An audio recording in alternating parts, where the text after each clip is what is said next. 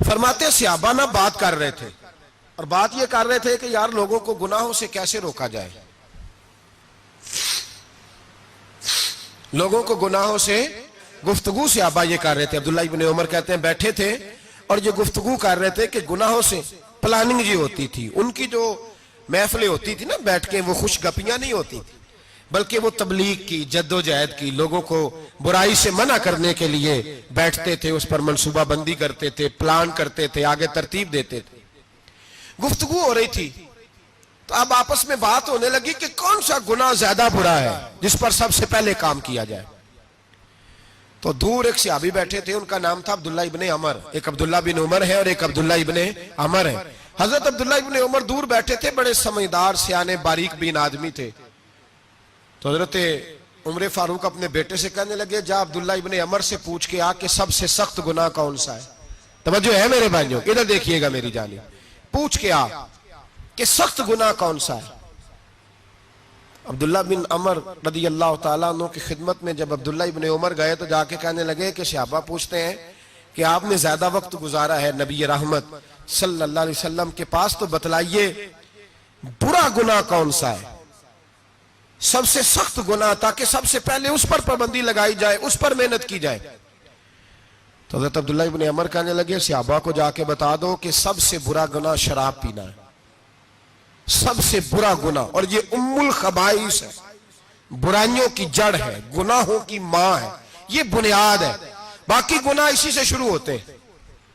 کہتے ہیں میں نے آ کے بتایا تو حضرت ابو بکر صدیق رضی اللہ تعالیٰ عنہ اور سیدنا فاروق اعظم کہنے لگے خود جاتے ہیں، ان کے پاس خود جاتے ہیں، چونکہ ہم نے بات سننی ہے ہم خود جاتے ہیں اور ان سے جا کر کے سوال کرتے ہیں کہ اگر آپ کو اس تفصیل کا پتہ ہے نا تو اس کے پیچھے بھی کوئی تفصیل ہوگی جو میرے نبی پاک نے بیان کی ہوگی صلی اللہ تعالی علیہ وسلم، اس تفصیل کا بھی آپ کو پتہ ہوگا جو نبی پاک نے بیان کی ہوگی، اس بات کے پیچھے جو بیک گراؤنڈ ہے، جو پس منظر ہے۔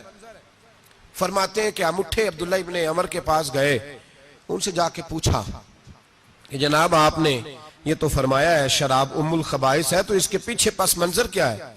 تو عبداللہ ابن عمر کہنے لگے یہ میں نے اپنے پاس سے نہیں کہا، یہ میں نے نبی پاک سے سنا ہوا ہے۔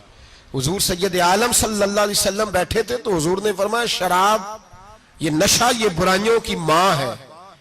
اور پھر حضور نے ایک مثال بیان فرمائی، نبی رحمت علیہ السلام نے فرمایا بنی اسرائیل کا ایک واقعہ ہے، ایک خوبصورت جوان تھا تو ایک عورت کا دل آ گیا اس پر۔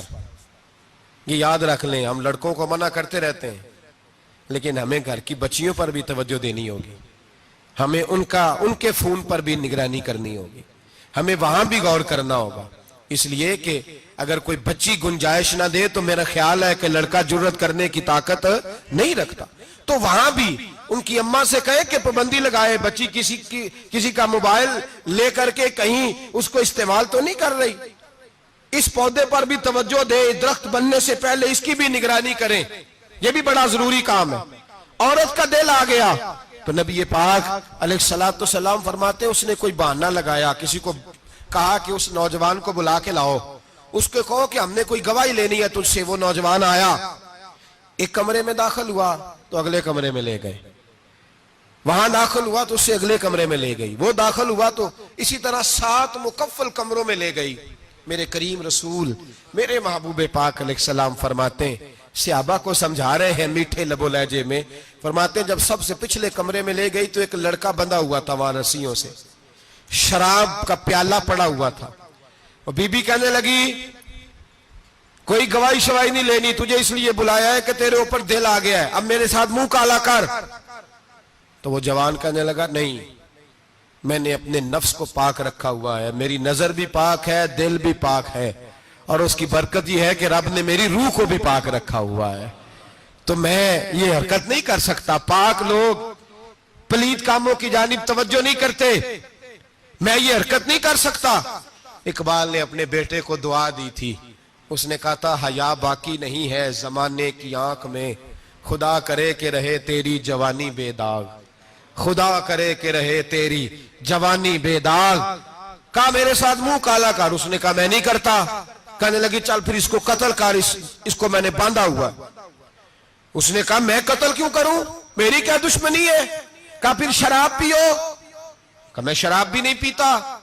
تو وہ کہنے لگی اب تو میں نے تجھے اپنے چنگل میں پھانس لیا ہے، اب تو یہاں سے بچ کے جا نہیں سکتا، اور اگر تو باہر جائے گا تو میں شور کروں گی، لوگ جمع کروں گی، اس نے میری عزت آبرو پہ ہاتھ ڈالا ہے، تو بچ تو نہیں سکتا، ایک کام تو کرنا پڑے گا۔ محبوب فرماتے اس نوجوان نے سوچا کہ زنا بھی بہت بڑا جرم ہے، قتل بھی بہت بڑا گناہ ہے، چلو اب مجبوری ہے تو شراب پی لیتا ہوں۔ لیکن وہ سمجھا نہ کہ شراب تو بنیاد ہے۔ اس نے ایک پیالہ جو پیا، کہنے لگا ایک اور دے دو، دوسرا پیا تو کہنے لگا ایک اور دے دو، اب 3 پیالے 3 بوتلیں شراب جو پی چکا تو خماری چڑھ گئی۔ اب اس عورت کے قریب جانے لگا کہ میں تیرے ساتھ زنا کروں گا۔ اس نے کہا جب تک میں قریب نہیں آنے دوں گی جب تک تو اسے قتل نہ کرے۔ اس نے اسے قتل بھی کیا، زنا بھی کیا۔ تو محبوب فرمانے لگے یہ قتل اور زنا جو ہوا ہے تو یہ شراب کی وجہ سے ہوا ہے، گویا شراب وہ جرم ہے جو قتل بھی کرائے گی، جو زنا بھی کرائے گی۔ اور اگر آپ نشئی کو دیکھیں، اگر آپ شرابی کو دیکھیں تو کیا وہ ڈکیتیاں نہیں کرتا پھرتا؟ وہ چوریاں نہیں کرتا؟ وہ اپنی ہی ماں کا زیور نہیں بیچ آتا؟ وہ اپنی ہی بہن کا پڑا ہوا جہیز نہیں بیچ آتا؟ وہ اپنے ہی گھر میں ڈاکے نہیں ڈالتا؟ وہ اللہ کے گھر مسجد میں آ کر کے چوری نہیں کرتا؟